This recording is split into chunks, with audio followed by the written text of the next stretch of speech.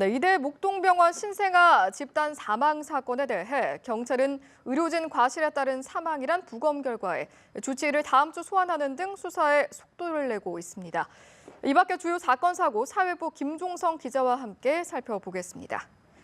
네, 김 기자 어서 오십시오. 네, 안녕하세요. 네, 신생아들의 사망 원인이 세균 감염에 의한 폐혈증이었다고 하더라고요. 네, 그렇습니다. 국과수 부검 결과 이 같은 결과가 나왔습니다. 예. 이대목동병원 신생아 중환자실에서 숨진 신생아 4명의 사인 시프로박터 프룬디균 감염에 의한 폐혈증으로 밝혀졌죠. 이 국과수에 따르면 신생아들의 혈액에서 모두 시트로박터 프룬디균이 나왔습니다. 시트로박터 프룬디는 정상 성인에 존재하는 장내 세균인데요. 이 면역 저하자에게는 드물게 감염을 일으킵니다. 면역력이 급격히 떨어진 상태에서 세균이나 독소가 혈관에 들어가 급성 염증을 일으키는 폐혈증으로 악화할 수 있다는 겁니다. 국과수는 주사제가 원래 오염됐거나 취급 과정에서 오염이 일어나 감염을 유발했을 가능성이 있다고 설명했습니다.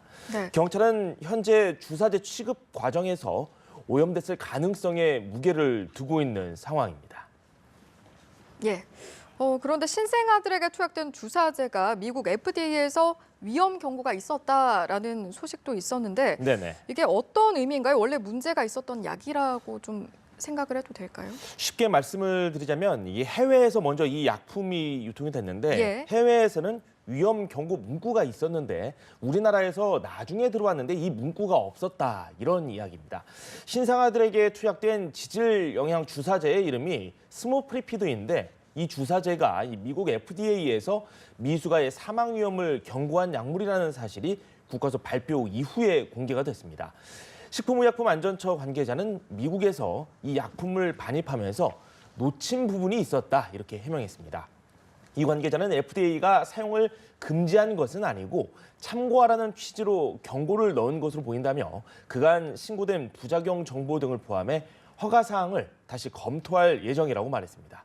일각에서는 사인 조사를 다시 해야 하는 것 아니냐 이런 주장까지 나오고 있는데 이 경찰과 질병관리본부는 이 약과 관련한 부작용 등에 대한 관련 내용 검토에 들어간 상황입니다. 예, 그렇군요. 그럼 앞으로의 수사는 어떻게 진행될 예정인가요? 일단은 오늘, 내일 그리고 월요일까지는 소환자 없이 증거 자료와 이 부검 결과 등을 토대로 향후 수사 방향과 폭을 검토할 계획입니다.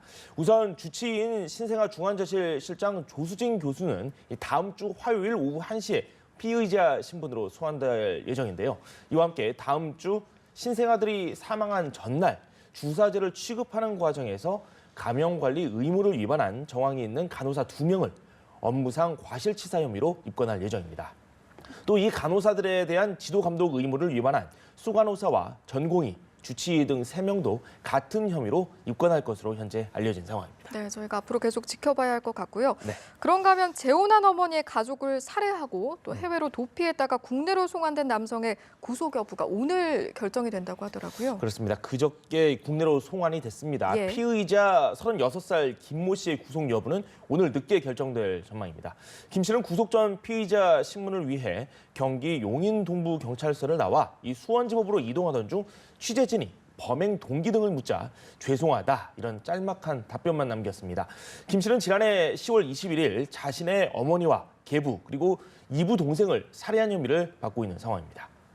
범행 당일 모친의 계좌에서 1억 2천여만 원을 빼낸 김 씨, 이 범행 이틀 뒤 아내와 2 딸을 데리고 뉴질랜드로 도피를 했는데요. 이 절도 사건을 저질러서 현지 수사 당국이 붙잡혀 잡아놓은 상태였습니다. 그저께 귀국을 했는데 도피 80일 만이었습니다. 강제 송환된 김 씨, 이 경찰 조사에서 말다툼 중에 우발적으로 범행했고 이 아내는 가담하지 않았다 이렇게 주장을 했습니다.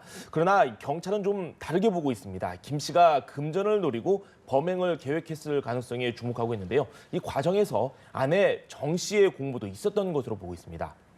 경찰은 추후 조사에서 김 씨가 태블릿 PC로 범행 방법을 검색한 정황과 아내를 상대로 목조르기 연습을 한 사실 등에 대해서 집중적으로 추궁할 계획으로 알려져 있습니다. 예, 다음으로 또 제천 화재 참사 이야기를 좀 해보면 얼마 전에 이제 최종 브리핑이 열렸었는데 네네. 앞으로의 또 후속 수사는 어떻게 진행이 될까요? 뭐 일단은 그 소방관들이 가서 열심히 그 화재 작업을 진화 작업을 벌였지만 이 네. 과정에서 미숙한 점이 좀 있었다라는 부분에 대한 언급이 있었는데 계속해서 경찰은 발화 원인 그리고 또 그 과정에 대해서 집중적으로 수사를 할 것으로 알려졌습니다. 열선 작업을 한 건물 관리인 김모 씨에 대한 법원의 구속 전 피의자 신문이 오늘 열렸습니다. 앞서 지난해 12월 27일에도 이 김 씨에 대해서 구속영장을 신청했으나 법원은 기각을 했는데요. 이 경찰은 보강 수사를 벌인 뒤 이 구속영장을 다시 신청을 한 겁니다. 경찰은 김 씨가 센터 1층 천장에서 얼음을 녹이는 작업을 마친 뒤 50분 만에 불이 시작돼 29명이 숨지고 40명이 다치는 참사로 이어졌다고 보고 있습니다. 김 씨는 경찰에서 천장에서 얼음을 제거하는 작업을 하면서 열선을 건드려 불이 난 것 같다고 진술한 것으로 현재 알려져 있습니다. 경찰은 김 씨에 대해 업무상 과실치사상 혐의를 적용한 데 이어 열선 작업이 화재와 직접적인 관련이 있다고 봐 업무상 실화 혐의를 추가로 적용했습니다. 김 씨와 함께 작업을 한 관리부장 김모 씨에 대한 영장실질심사도 함께 열렸는데요. 김 씨 역시 업무상 과실치사상 혐의를 현재까지 받고 있는 상황입니다. 네. 그럼 서울 청량리 시장 화재 사고도 좀 한번 살펴봐야 할 것 같은데요. 네. 어젯밤에 일어난 사고입니다. 11시 14분쯤 서울 동대문구 청량리 시장에서 불이 났습니다. 3시간 35분 만에 꺼졌는데요. 이 불은 보온을 위해 점포 상부에 설치한 천막을 타고 빠르게 번진 것으로 알려졌습니다. 점포 18곳이 불에 탔는데 다행히 인명피해는 없었습니다. 박원순 서울시장은 오늘 오전 화재 현장을 찾아서 둘러보고 이 상인들을 위로했습니다. 박 시장은 상인들이 생업에 복귀할 수 있도록 조치하겠다며 전통시장 등 화재 취약 지역을 점검하고 대책을 마련할 계획이다 이렇게 밝혔습니다. 예, 알겠습니다. 그런가 하면 조업 중에 화재 피해를 입은 중국 어선이 우리 해경에 네. 의해 구조가 됐다고요? 네, 그렇습니다. 이 해경이 지금 오늘 아침 7시 7분쯤 구조를 한 상황인데요. 예. 이 제주시 차기도 서쪽 114km 해상에서 승선원 9명이 탄 145톤 중국 어선이 불이 났다면서 중국 어업협회를 통해 제주해양경찰서에 구조를 요청했습니다. 사고 해역에 출동한 제주해경 3,000톤급 경비함정 이 소화포로 큰 불길을 잡은 뒤에 단정 2척으로 대원들을 접근시켜 배수 펌프와 소화기로 3시간 30여 분 만에 완전 진화했습니다. 해경은 어선 기관실에서 불이 시작된 것으로 추정을 했습니다. 승선원 9명은 인근 선단선에 의해 모두 구조돼 다친 사람은 없었습니다. 제주해경은 추가 사고에 대비해 경비 함정에 있는 소화기 2대를 이 선단선에 지급했다고 밝혔습니다. 네, 여기까지 듣겠습니다. 지금까지 사회부 김종선 기자였습니다. 오늘 말씀 고맙습니다.